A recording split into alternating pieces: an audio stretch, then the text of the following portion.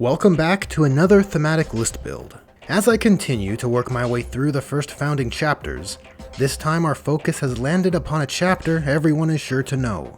This one is for the Defenders of Macragge, the Exemplars of Courage and Honor, the Sons of Guilliman. It's a thematic list build for the Ultramarines.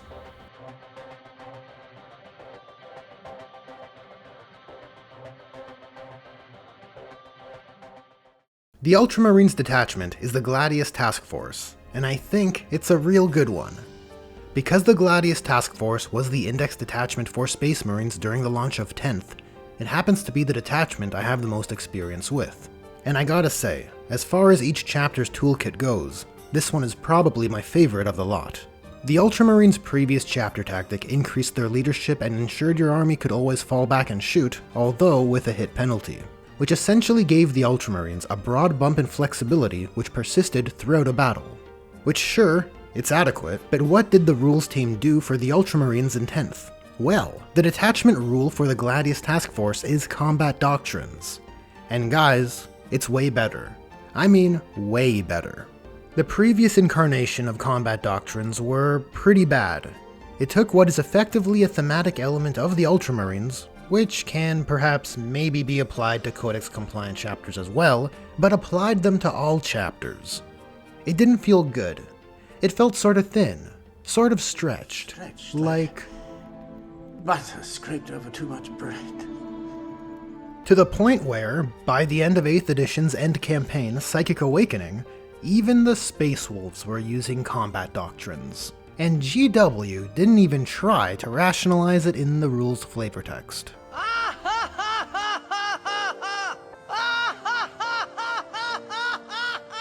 And so it's far more narratively fitting for Combat Doctrines to remain associated with the Ultramarines. And mechanically speaking, gone are the arbitrary armor penetration increases given to weapon types based on how long a battle has progressed.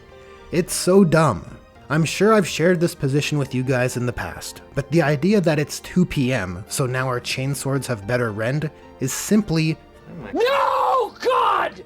And as far as mechanics harmonizing with narrative, it actually keeps you less flexible because you're following a predetermined pace. No, God, please, no! No! So it's gone, and replaced with army-wide exceptions activated in your command phase which last until your next command phase. The Devastator Doctrine grants you army-wide shooting after advancing. The Tactical Doctrine gives you army-wide shoot and charge after falling back. And the Assault Doctrine gives you an army-wide advance and charge. All three are potent exceptions, available to you on your terms, and offer mechanical utility rather than weapon armor penetration increases. No! And quite a few of the enhancements and stratagems in this detachment also synergize with different doctrines, resulting in a satisfying system to play within. It creates an interesting comparison, where previously the Ultramarines had a broad bump in versatility which persisted the entirety of the game. They now have shorter, but way more potent spikes in flexibility, which feels far more suitable to a chapter which is supposed to be tactically versatile and dynamic in their methods of war. When it comes to the thematic objectives of the list, I have a rather fun objective in mind. You see, I adore the old DEMI-COMPANY battle box.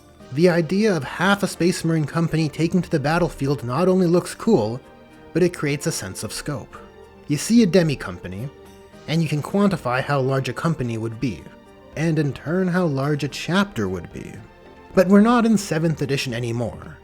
This is a DEMI-COMPANY in the era Indomitus. And so the goal is to build a list which follows the template and evokes the classic feel of the DEMI-COMPANY battle box, but in the present era. Now, let's head over to the list breakdown.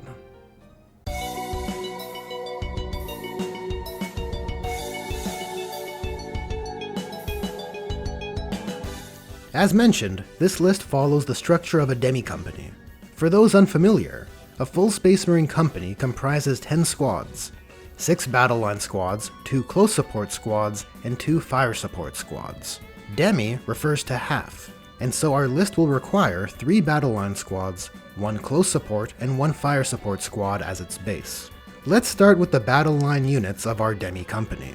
Taking up the first 2 battle line squads are intercessors. They are, however, taken as 4 units of 5 men rather than 2 units of 10. The reason being is because I want more actionable units in the list, which will only serve to improve our list's ability to be tactically flexible. These 20 Marines are the core of the army, the soldiers whose actions will secure victory, and they are primed to do just that with their sticky objective ability, an OC characteristic of 2. I've also elected to give the sergeants of these units power swords. You may want to consider going Thunderhammers once you see how the list unfolds, but I've opted for swords, as Ultramarine sergeants with Gladiuses scores higher for theme. Our third battle line unit is a squad of infiltrators. Now don't get confused, infiltrator squads might not be battle line in-game, but as far as Space Marine Force organization is concerned, they definitely are. Hence the Space Marine battle line symbol on their right pauldron. This third battle line squad has also been taken as 2 units of 5. Their unique ability compared to the intercessors is their capacity to forward deploy, which is great for getting an early foothold on the midboard, but should tactical missions not necessitate that task in the early game, you can pull them back to make use of their Omni Scrambler's ability to help with deep strike denial, while the other units of the list move forward. On that note, the list also includes 2 impulsors to add some swift mobility for 2 of the 5-man intercessor teams. They have been taken with the Bellicatus missile arrays, which will allow them to provide a bit of D6 damage support as they move their cargo up the board.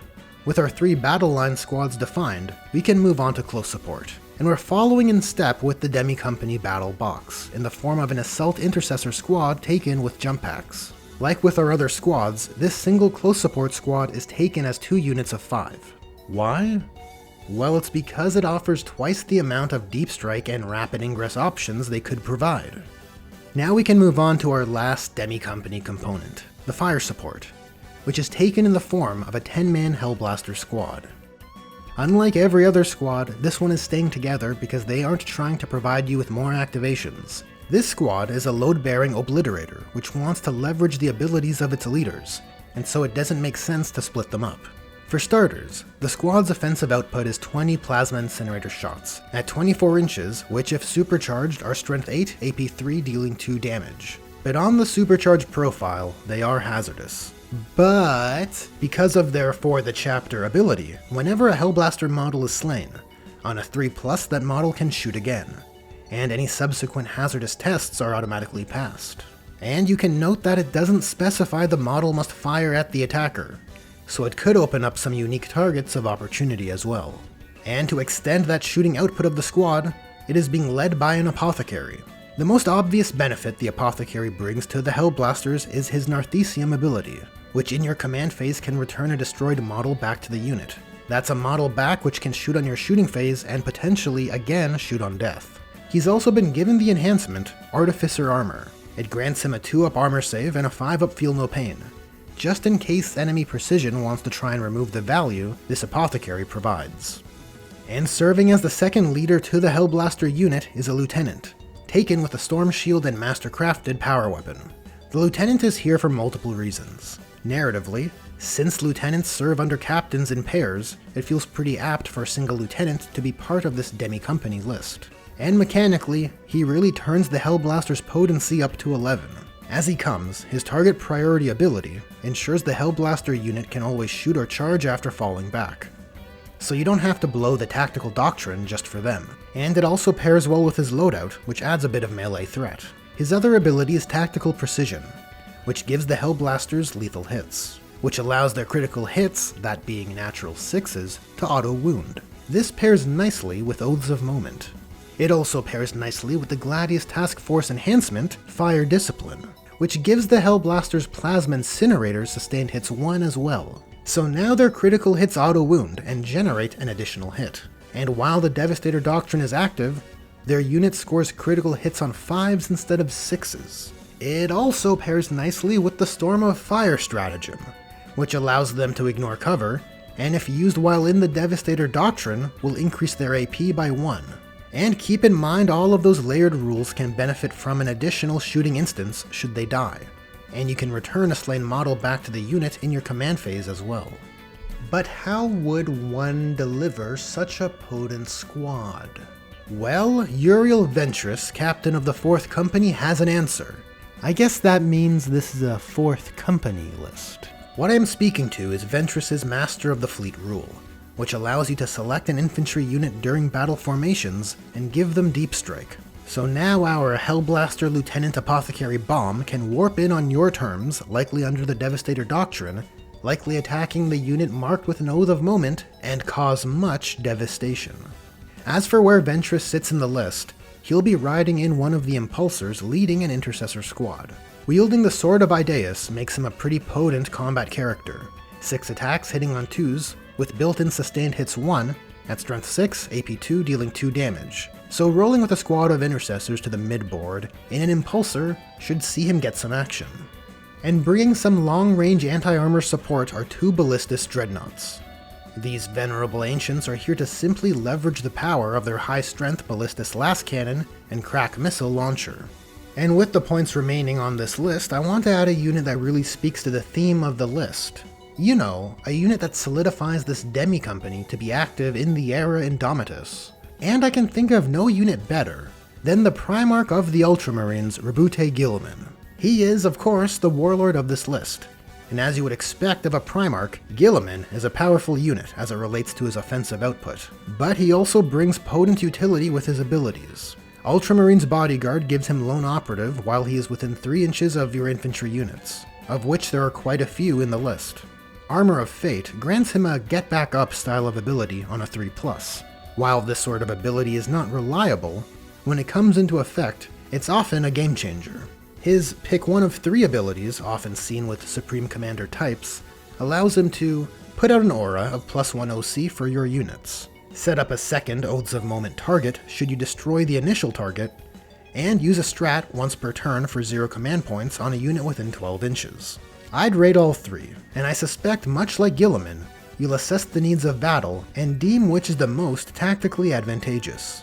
And that's the list, clocking in at 1990 points. This one is especially satisfying to me. It evokes the DEMI-COMPANY of old.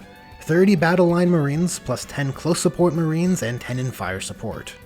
It has a captain, a lieutenant, and an apothecary as leadership elements, a few transports, and double the dreadnoughts providing supplemental fire support. And of course, Guilliman. That said, the list does have a weakness, as I believe it's lacking in terms of anti-armor weapons, and so it will need to lean heavily on Guilliman to bring down such targets. But in that regard, the list does afford you the bodies to ensure Guilliman maintains Lone Operative, and ideally, board control as well. Looking at the numbers, the list boasts 169 nice wounds across 17 units and 58 models. And looking at these nifty charts, we can see there is a heavy lean towards toughness 4 due to the many battle line, close support, and fire support squads in the list. Well, that's a wrap on this Ultramarines thematic list build. Thanks for watching, and a special thanks to my patrons. If you like these videos and want to support what I do, consider becoming a patron or channel member. It's thanks to them I'm able to produce videos like this, which is why they have a place on the Roll of Honor. Much thanks to Julius Maximus, as well as my other generous patrons and channel members. There are certainly more ways to go about creating thematic lists, and so I invite you to share yours in the comments. And comment below with what factions you would like to see for future thematic list builds. Anyways, there are buttons for liking, sharing, and subscribing, so press the buttons you want to press, and I'll catch you in the next one.